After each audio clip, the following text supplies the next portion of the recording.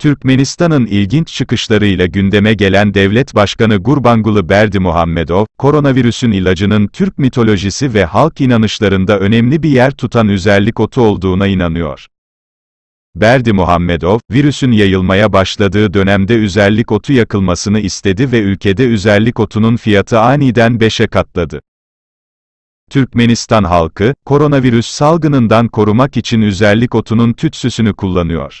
Devlet Başkanı Berdimuhamedov'un ülkede adeta moda haline getirdiği bitkiye yoğun talep yaşanıyor. Euronews haber sitesinin dün yayımladığı haber, Türkmenistan'daki bu yaygın inanışı inceledi.